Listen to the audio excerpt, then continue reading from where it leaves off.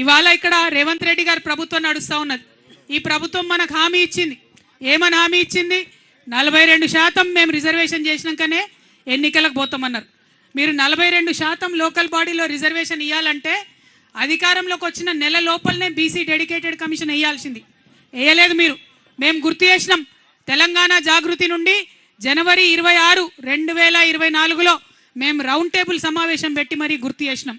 మీరు ఇస్తామన్నారు, మీరు డెడికేటెడ్ కమిషన్ వేయండి, మీరు ఇస్తామన్నారు, ప్రక్రియ ప్రారంభించండి అని. కానీ చేయలేదు. చేయకుండా మనందరం కూడా గొడవ చేసేంత వరకు, హైకోర్టు మొట్టికాయలు వేసేంత వరకు కూడా రేవంత్ రెడ్డి గారి ప్రభుత్వం బీసీ డెడికేటెడ్ కమిషన్ వేయలేదన్నటువంటిది వాస్తవం. ఇప్పుడు వేసిండ్రు, 2 నెలలైంది బీసీ డెడికేటెడ్ కమిషన్. కానీ ఈ లోపల ఏం చేసిండ్రు? లెక్కలు ఇంకో కమిషన్ పెడుతున్నది.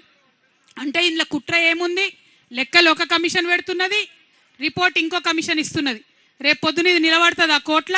ఇగో ఇలా అందుకే పెట్టినాం బీసీ మహాసభ. ఉట్టిగా పెట్టలే, మాకు తెలియక పెట్టలే. కాంగ్రెస్ నాయకులు నన్ను అడుగుతున్నారు, ఎందుకు మాట్లాడుతున్నావు అని. నేను తెలంగాణ ఉద్యమం నుంచి వచ్చినటువంటి వ్యక్తిని. సందర్భోచితంగా మాత్రమే మాట్లాడతా. ఇవాళ సందర్భం ఉన్నది. ఈ సందర్భం మిస్ అయిన తర్వాత, లోకల్ బాడీ ఎన్నికలు అయిపోయిన తర్వాత అప్పుడు మాట్లాడితే ఏమంటారు?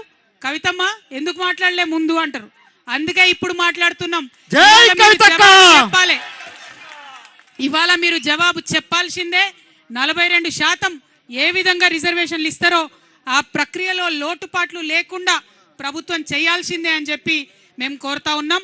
ఇవాళ ఈ బీసీ మహాసభ ద్వారా మీ అందరి మద్దతుతోని ఇక్కడ ఉన్నటువంటి కాంగ్రెస్ పార్టీకి నేను డిమాండ్ చేస్తూ ఉన్నాను. 42% రిజర్వేషన్ మీరు చెప్పిండ్రు. మరి ఎందుకు చెప్పారో 42% నాకు అర్థం కాలే. బీసీలు 42% కన్నా ఎక్కువనే ఉంటారు, అవునా కదా? ఎక్కువనే ఉంటాం. మరి 42% అని చెప్పిండ్రు. పోనీ చెప్పినంతనన్నా మీరు అమలు చేయండి.